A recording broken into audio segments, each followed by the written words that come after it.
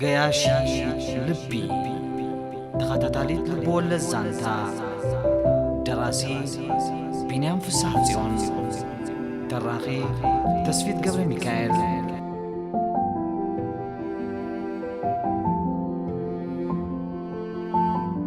دحندو بل إسرائيل أب سلامتاك زي خطف سلازي دلي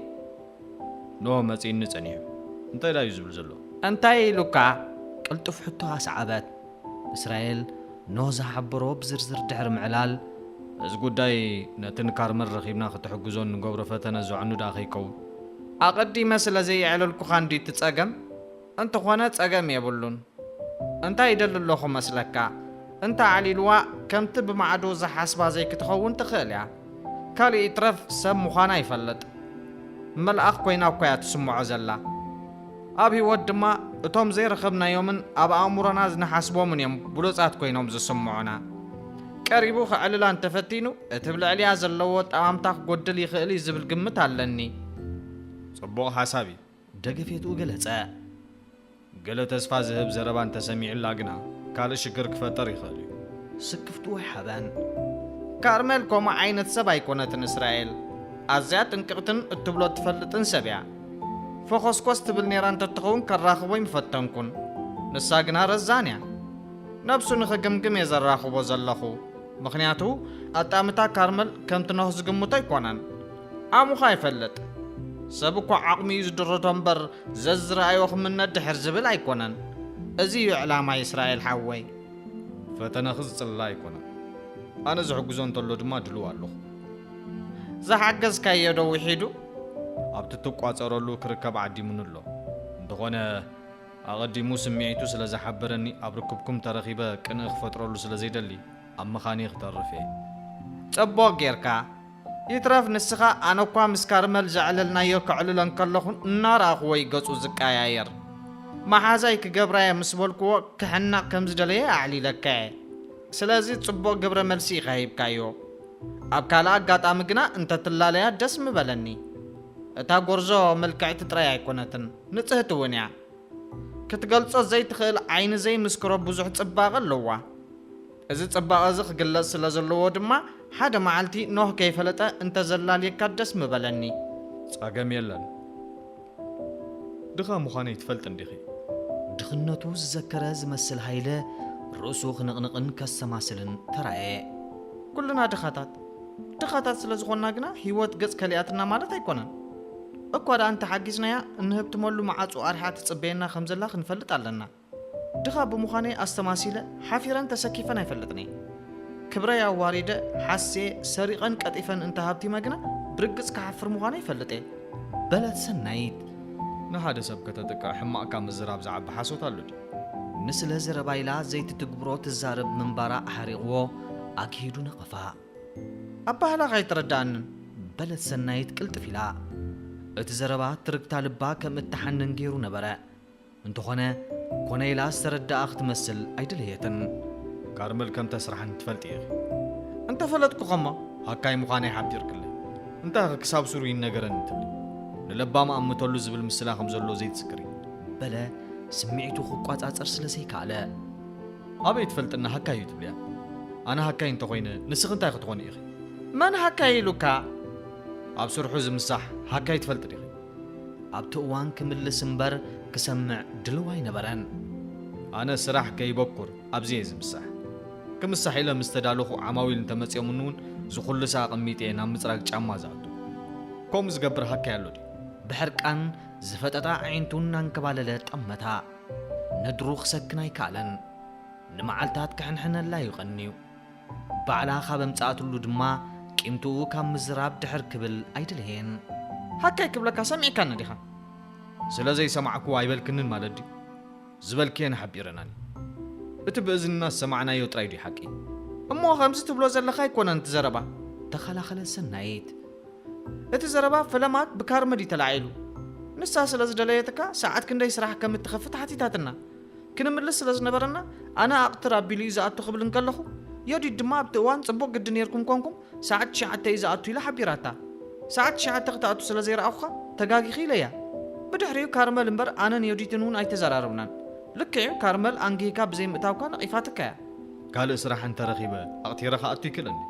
ጫማ ምፅራግ ጥራይ ድዩ ዝመስለክ ስርሒ ሃካይ ከ እንታይ ኣምፅኦ ሃካይ ዝበለካ የለን ንብለካ ኣለኹ ሰናይት እውን ገንፈላት ናይ ሰብ ሰሚዕካ ይትዛረብ ኣብ መንጎና ኣትያ መን ትሓንክር ከም ዘላ ይጠፍኣንን ነታ ከም ጸላኢታ ተሓስባዮ ዲት እናዘከረት ርእሳ ብምንቕናቕ ሓንሓነት ምስታ ዝበለትካ ሰብ ድማ ከተራኽበኒ ኢኻ መን ከም ዝበለትካ ዝጠፋእኒ ኸይመስለካ ሃይለ ብዓይኒ ንዕቀት ቀዊሉ ጠመታ እሞ ኣነኸ እቲ ንሳ ትብለካ ክሕብረካ ዶ ሽዑ ናይ ኩሉ ጸብጺብካ ብሓደ መንገዲ ትምልሰሉ ናትከ ዘይትገብር ሰናይት ብሕርቃን መለሰ ሃይለ ንሳ ዶ ናታ ጌረ እቲ ትብለካ እንተትሰምዖ ጨርክኻ ምደርበኻ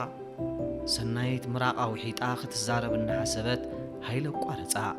እንታይ ክዝኸውንን ዘይከውንን ክትዛረብ ትህወኺ የውዲት ትብለኒ ክትሕብርኒ ይመጻኩን ሓቲተክ ደ ብተደጋጋሚ ንፍቕሪ ተሓታ ነርካ ዲኻ ዝሓሰበቶ ክትዛረብ ትደሊ ስለ ዝነበረት ንዝበላ ከም ዘይሰምዐት ጉስያ ኣቢላ ነገር ዝቁስቁስ ዘረባ ለዓለት ሃይለ እቲ ሰምዖ ዘረባ ኣብ ጽፍሩ ከም ዝኣቱ ስለ ዝገበሮ ክምልስ ከይፈተነ ከም ሓዘንተኛ ርእሱ ድኒኑ ትንበለ ብልቡ ድማ እንታይ ክገብር መጻኩ ብምባል ጣዕሱ ገለጸ ርእስኻ ከተድን ናይ ኮንኩን ዝዛረበካ ዘለኹ እቲ ትበሃሎ ክትሰምዖ ክትኽእል ኣለካ ክትፈልጥ ብሰንክኻ ምስራሕ ከም ዝሰኣነት እያ ትዛረብ ዘላ ብቓላታ ክዛረብ እንተደሊኻኒ ጫማ ጸሪገ ኢልካስ ናብ ፍቕሪ ጉያ እያ ትብለካ ሃይለ እቲ ብመንገዲ ሰናይት ሰምዖ ዝነበረ ዘረባ ኣቐንዚዎካ እንተነበረ ስምዒቱ ክቋጻጸር ግን ተጋደለ ፈትያ ንፍቕሪ እንተሓትትኳ ጌጋ ኣለዎ ዲ ሰናይት ምጭዋት ይጥመታ እየን ንፍቕሪ እውን ይሕተታ ኮነ ኢልዩ ክጎጥያ ዝፍትን ነይሩ መን እያ እንታ ጽብቕቲ መሳርሕታ ስለ ተሞጐሰት ነደረት እዛ ቄቓ ርዮዲትሲ ጽብቕቲ ተባሂላ ኣይተሓዘለይ እምበር ጽቡቓት ኣይትፈለጥን ኢኻ ምስቲ ትውልውሎ ጫማታት ዲኻ ተዋዳድራ ዘለኻ እዚ ዘራርባኻ ሊስትሮታት ጽቡቕ ጫማ እምበር ጽቡቓት ደቂ ኣንስትዮ ከም ዘይትፈልጡ እዩ ዝምስክር ሃይለ ዘይተሰዓርነቱ ንምንጽብራ ካብ ክሳድ ንላዕሊ ኣኽመስመሰ ካባኺ መቸም ንሳ ትሓይሽ ሓደ ነገር ድማ ዝዘንጋዕክ እዩ እቲ ምሳይ ዝሰርሕ ሄኖክ ትፈልጥ እየ እንዲኺ ብዙሕ ከይተገደሰት ርእሳ በኣሉታ ብምንቕናቕ ከም ዘይትፈልጦ ሓበረቶ ንሱ እንታይ ይብል መስለኪ ጓማማት ከም ልቦም ክስሕቑ ዘየሰክፎም እዋን ጸላም ምስ ነገሰ እዩ እንታይ ማለት እዩ እሞ ኣቕርንታ ተኸለት ሰናይት ኣብ ባህልኡ ንዓ ንምንኣስ ምዃኑ ተረዲዋ ነበረ ከምኡ ስለ ዝኾነ ድማያ ከብርሃላ ሓቲታቶ ስለምንታይ ግና ነብስኽ እናዘከርክ ዘይትዛረቢ በጃኸ ሰብኣይ ተናኣስ ሰናይት እንታይ ዳ ኾንካ ትኹሪ ኣነስ ሰማዕኩ እየ ሓቢረካ ድሓር ድማ ካብ የዲት ንላዕሊ ሰብ ዘናኣስ ከም ዘየለ እቲ ንዓኻ ዝበለትካ ዓብዪ ምስክር እዩ ሃይለ ንፍቕሪ ሓቲቱኒ ኢላ ክልተ መዓልቲ ስራሕ ከም ዘይኣትወት ኩልና ንፈልጦ እዩ እንታይ ኮይና ማለት እዩ ተጸልዩዋ በለቶ ቅልጥፍ ኢላ ሃይለ ዘረባ ከይወሰኸ ብዘይ ዝኾነ ግብረ መልሲ ገዲፍዋ ናብ ስርሑ ኣምርሐ ገዛ ተዓፅያ ክትበክ እምበር ካልእ ዳ እንታይ ክትኸውን ትጽበያ ካብ ቅድሚያ ምስ ተፈንተተ ብዓውታ ሓበረቶ ህያብ ትበሃል ብምባል እዩ እስራኤል ነቲ ገና ኮፍ ዘይበለ አቢሜሌክ ከላልዮ ጀሚሩ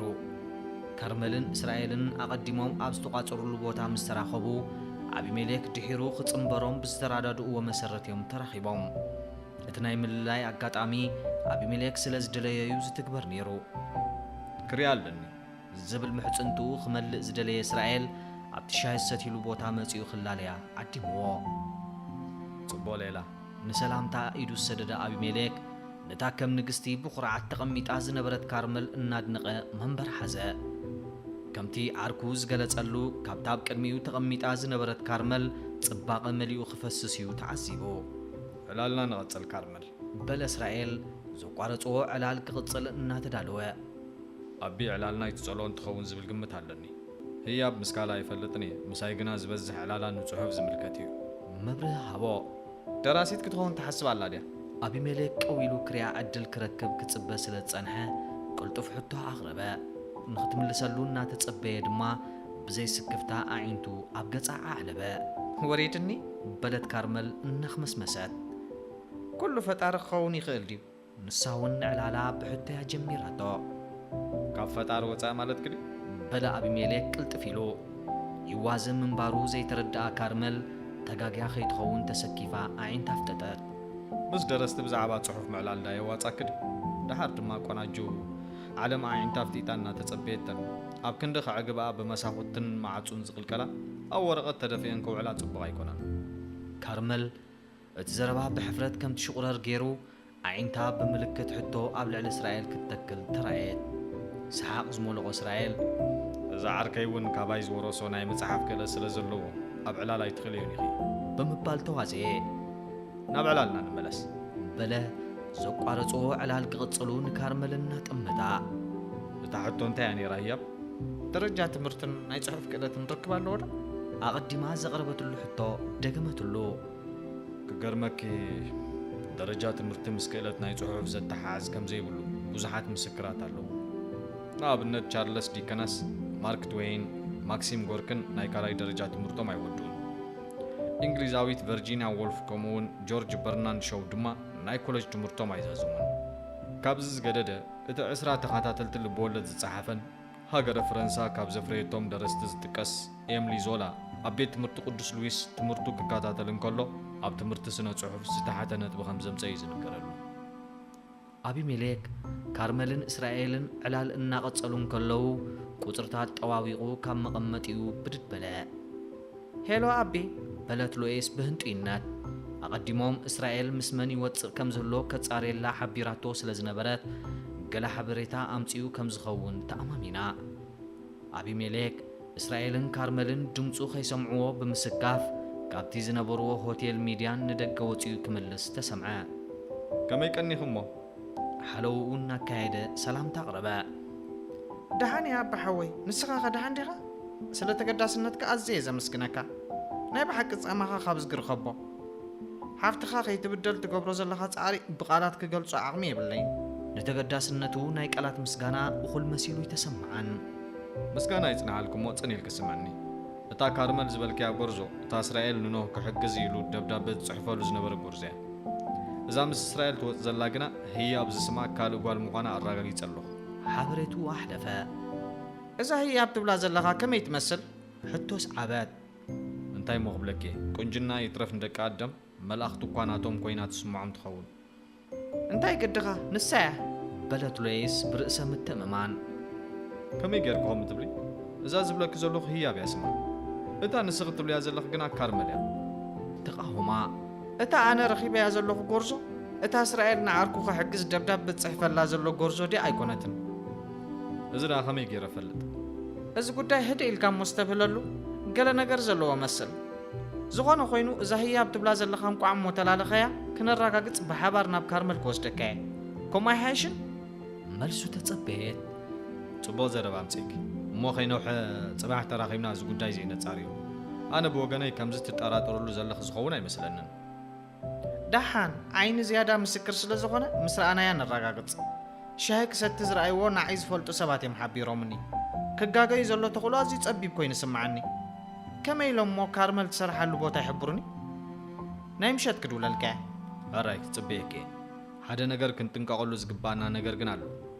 እዚ ጉዳይ እስራኤል ፈጺሙ ክፈልጦ ይብሉ ጽባሕ እኳ ንዛረበሉ እንተኾና ንጥንቃቐ ክንብል እዛ ትብልያ ዘለኽ ሰብ ኣበይ ከም ትርከብ ጥራይ ክትሕብረኒ ንስኹም ሳይ ምኻድ ይትረፍቂ ጸገም የለን تفانو ودا አንተ እንታይ ዝበለ ዕላል ዳሉ ሒዝካ بل إسرائيل عركم ستنبرهم أبي ملك الناس حقو كانت تحوسهم إسرائيلن كارملن جنا نعو خصبيو سلت صنحو كاب استقمطلو بدد قبلو ترايو دونك خان نمبر تبقيسنا ينا صنينا زايدن نوهن فرق ساعات قديمهم أبوتا قصرا ترخبو لبنوه بفتنة توقع التنفافسون انقع خوين نبره አእምሩ ካርመል ወሲዳቶ ተራጋጊው ቅመጥ አይካለን زايد دبل رك رخصت ኣብ ቅድመ ሓፍቱ ስለ ዝነበረ ከፍቅድ ተገደደ ትባዓት ክረክብ ዝገብሮ ዝነበረ ሜላዩ ይሄ ስለምንታይ ክብርት ሰብ ቆጽርናስ አረቅ ክትሰቲ መስጨና ኻያ እንታይ ከኽትብለና እንታ ነው ምኽንያት ናይ አረቅ ዘይ ተረዳ ዛይድ ተቃውሞ አስማዓት እንታይ መሲሉኪ زايد ዝብሎ ጠፊዎ ዘረብኡ ተቆራረጸ مدفر انت خونن قرب ساتي انتاي مدفر انتاي دوخت قبريخا زقرما زايد عينتا تخيلا تأمتطو حوازي كونه قدايو زنادي زنبرا أراويت كوينيو تسمعوا نكارمل كم نبري نتيروز قبط أمبر كعللوا زتصوعوا خوينو أيتسمعن زايد حوا أسنيوا ممصو أزيوا تعسا ፈጺም ካይትሰትኒኻ سخيرو كهوخا ترأيوا بملكع تأزاز حبرتو ኣረቅን ተኣዚዝካ ደው ኢለ ካልእ ቦታ ክጸንሓ ምዃነይ ክሕብራየ أتنقعتو እሞ ነብሰይ ብፍሪ የንቀጥቅጥ ኣሎ ከይ መፀትኳ ከምዚ ዝኾንኩ ምስ መፀት ከመይ ገይረ ቅድሚ ኣኾፍ ክብሊ ድሓር ድማ ኣብ ስኽራን ዘብፅሕ መስተ ይኮንኩን ክሰቲ ቁርብ ኣለክምሽ መድፈሪ ዝኸውን كتفقدلو بحوس لمنا خأمنا تقادله ኣንታ እንታይ ኢኻ ዘይከውን ዘረባ ትዛረብ መስተዲ ድፍረት ክልግሰልካ ሰብ ያብለካ ኣለኹ ሰብ ድማ ክኸብር እምበር ክፍራሕ የብሎን እሞ ኣነ ክእዝዚ ድሕር ምባል ኢዱ ሓፍ ኣቢሉ ኣሳሳይት ከምትመጾ ገበረ ዳብላ ረቅ ባምፅለይ ናብታ ገሪምዋ ትጥምቶ ዝነበረት ዛይድ ቁሊሕ ከይበለ ትእዛዙ ኣቕረበ ማሕፈር ኢኻ ኖ ንፍርሕኻ ኣብ ክንዲ ክትስዕር ትፍትን ንግዚኡ ክትሕባእ ምድላይካ ተባዕ ዘየብለካ ጻሕጻሕ ኢኻ ዝኾነ ኮይኑ ንስኻ ተጋጊኻ ኢለ ኣነጋገነ ካርመል ከይትርእካ ግና ከይመፀትን ከላ ቀልጢፍካ ሰቲኻ ያውፅናሕ ኣሳሳይት ዝተሓበረቶ ትእዛዝ ኣኽቢራ ጠበቕ በለት ኖህ ክሳብ ሕቋ ትህቦ ከይተጸበየ ብሓደ ወስታ ንዝቐረበሉ ዳብላ ረቂ ግልብጥ ኣበሎ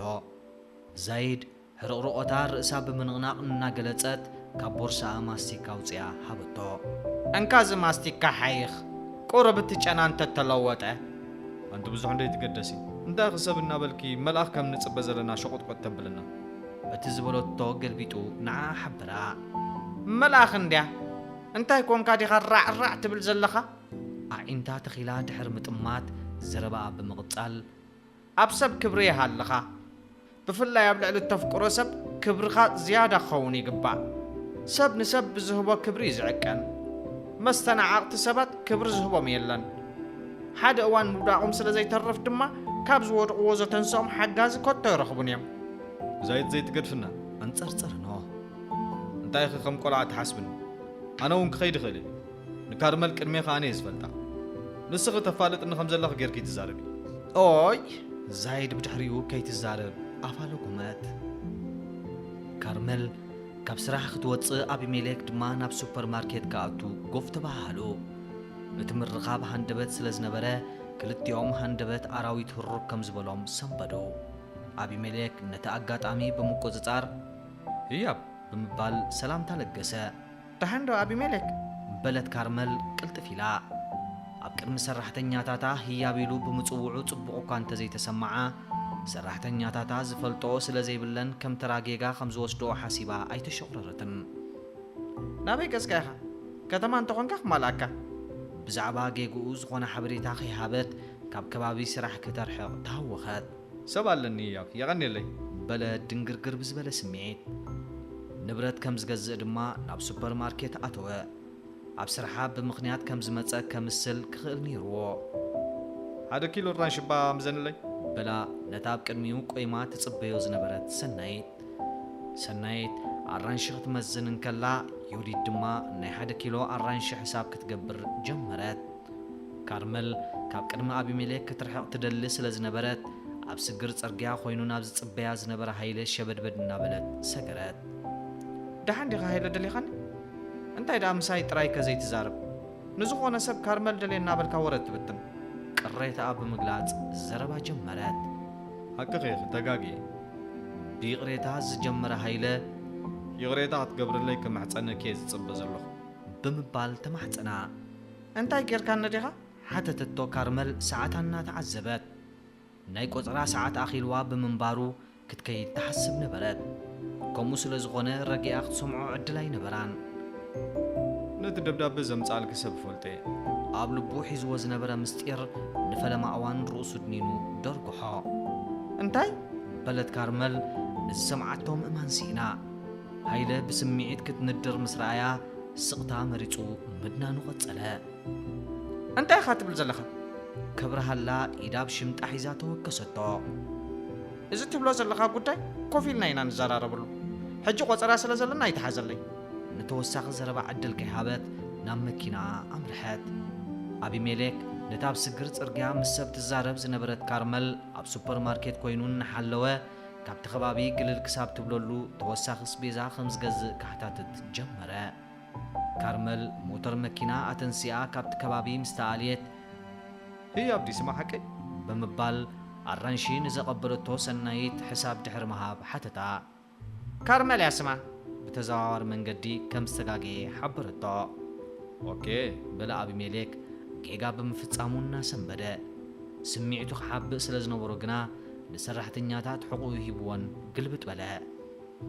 ጽርግያ ብዝናብ ጨፈቕፈቕ ኢሉ መካይን ካብን ናብን እናተወናጨፋ ዘናጥሮ ማይ ናብ ክልተ ወገን እናተናጠረ ንሓለፍቲ መንገዲ ቅሳነት ከልዩ ብምንባሩ ኣብሜሌክ ክዳውንቱ ከይጽየቕ ተጠንቂቑ ጽርግያ ክሰግር ጀመረ። መበል 36 ክፋል ተኸታታሊት ልቢ ወለድ ዛንታ ገያሺት ልቢ በዚ ተዛዚማላ። መበል 37 ክፋል ኣብ ዝቕጽል ተኸታተሉ።